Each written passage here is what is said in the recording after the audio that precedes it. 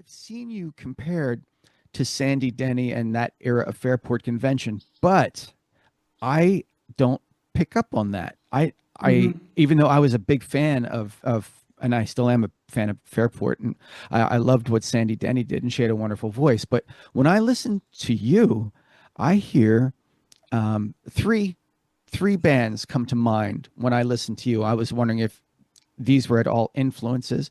Hmm. Um, I hear Steel Ice Band, I hear Yeah. Renaissance, and I hear Pentacle or Pentangle. Um, Uh-huh. I was wondering if any of those bands had any kind of influence on you whatsoever. Oh my goodness, yeah, of course they do. Less so Renaissance, that's one group I've not really kind of got into or explored, but I'm sure the time will come when I will really enjoy their music. I haven't really, I always like to leave some, it's always lovely to discover something and or to come to revisit something at a different stage and reappreciate it. Hmm.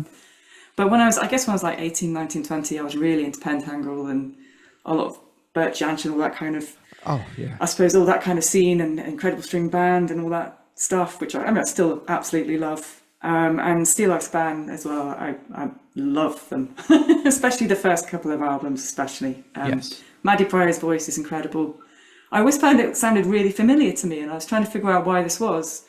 When I heard Steel Ice Band, I was like, I've heard that voice before, and I only found out like a few years back when I was looking through my parents' records or bits. There was one called Nursery Rhymes, Hmm. and it was Maddie Pryor and Tim Hart who did a whole load of nursery rhymes on a vinyl, and I must have grown up listening to that, and that's where I heard her voice.